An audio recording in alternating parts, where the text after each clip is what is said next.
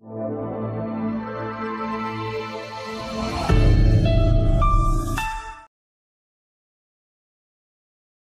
Dear learners, कैसे हैं आप? I hope you all are good. तो स्टूडेंट्स, आज हम पढ़ने जा रहे हैं वाणी पब्लिशर्स की ग्रामर चैंपियंस ग्रेड 6। आइए शुरू करते हैं chapter number 1, letters and words, वर्ण तथा शब्द। ग्रामर यानी कि व्याकरण। व्याकरण वह शास्त्र है जो हमें भाषा को सही रूप से लिखने एवं सही रूप से बोलने का ज्ञान कराता है। व्याकरण का ज्ञान भाषा को सही रूप से लिखने और बोलने के लिए नितांत आवश्यक होता है। तो यानी कि भाषा को लिखने के लिए और बोलने के लिए व्याकरण का ज्ञान होना अति आवश्यक है।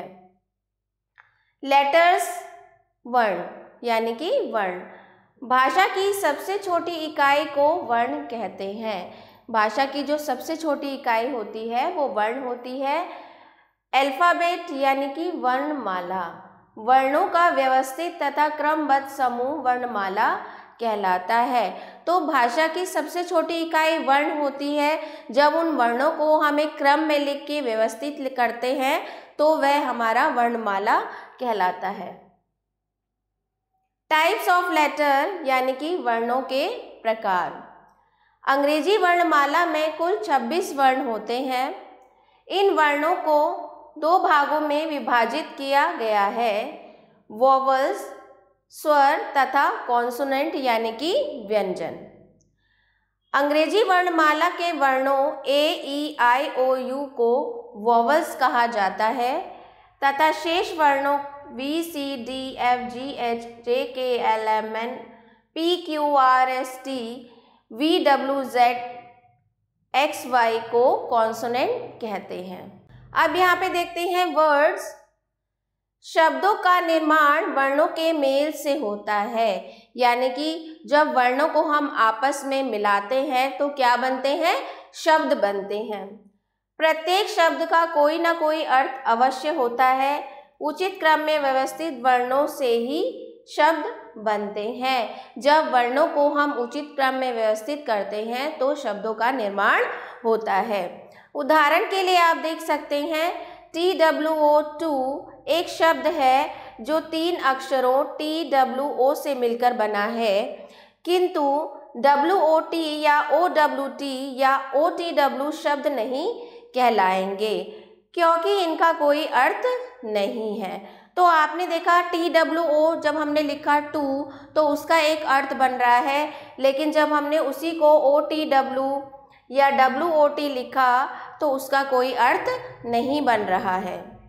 शब्द वर्णों का वह समूह होता है जो कोई अर्थ प्रदान करता है। Word is that group of letters that conveys a meaning. तो अब आपकी एक्सरसाइज है, एक्सरसाइज देखते हैं। निम्नलिखित वर्णों से शब्द बनाइए। तो यहाँ पर आपको कुछ वर्ण दिए गए हैं, आपको ये आगे पीछे दिए गए हैं, इनको आपको अरेंज करके प्रॉपर शब्द बनाने हैं। तो आप देख सकते हैं यहाँ पर ये कोई प्रॉपर शब्द नहीं बन रहा है, तो इसको आप क्या बना सकते हैं? इसको सही तरह से व्यवस्थित करके आप बना सकते हैं FATHER, फादर। उसके बाद अगला शब्द है aeroplane, AEROPLANE,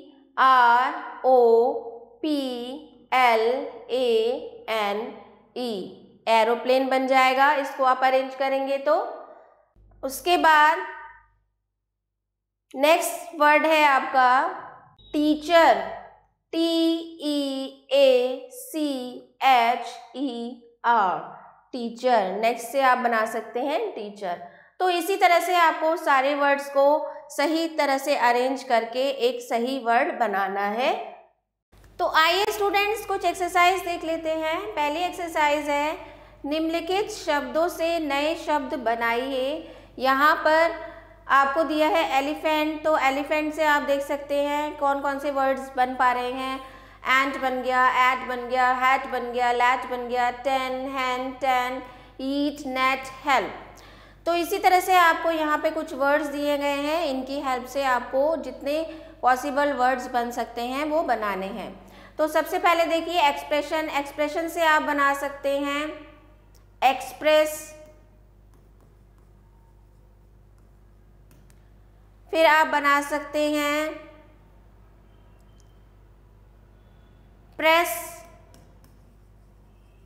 on, in, is, इस तरह से आप बना सकते हैं।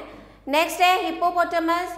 तो इससे आप देखिए हिप बना सकते हैं, TAM टैम बना सकते हैं, US अस बना सकते हैं। इसी तरह से इंडस्ट्री से IN इन बना सकते हैं, DUST डस्ट बना सकते हैं, TRY ट्राई बना सकते हैं। तो इसी तरह से जो भी वर्ड्स आपको इसमें से फाइंड आउट हो रहे हैं तो आपको फाइंड आउट करके बनाने हैं। इसी तरह से कॉलीफ्लावर से फ्लावर बन जाएगा, कॉल बन जाएगा और लोअर बन जाएगा। इस तरह से आप वर्ड्स बना सकते हैं। नेक्स्ट एक्सरसाइज है स्वरों द्वारा वर्तनी। स्पेलिंग पूरी कीजिए। तो यहाँ पर कुछ स्पेलिंग्स दी गई हैं, इनको आपको कंप्लीट करना है। जैसे ये शर्ट हो जाएगा आपका, ये हो जाएगा MANGO mango, GARDEN garden, CUCKOO कुक्कू, CHAIR chair, BIRD bird, CLOUD cloud, DISH dish, FISH fish, DONKEY donkey, PINK pink, JACKAL jackal. तो ये सारे हमने इसमें फिल कर दिए। उसके बाद अब ये जो था सारे थे आपके स्वर थे, अब आपको व्यंजन फिल करने हैं यहाँ पर। तो पहला देखिए अम्ब्रेला बन सकता है, दूसरा आप फेस बना सकते हैं, तीसरा एरोप्लेन बना सकते हैं, चौथा आप बना सकते हैं ये एप्पल बन जाएगा आपका, ये हो जाएगा आपका पिकॉक, ये हो जाएगा आपका गो डाउन, इसको आप बना सकते हैं डॉटर, ये हो जाएगा आपका स्टूडेंट। तो इस तरह से आपको ये एक्सरसाइज फिल करनी है। तो आई होप आपको अच्छे से समझ में आ गई होगी। सो आई होप स्टूडेंट आपको अच्छे से चैप्टर समझ में आया होगा। तो मिलते हैं अगले वीडियो में। Thanks for watching.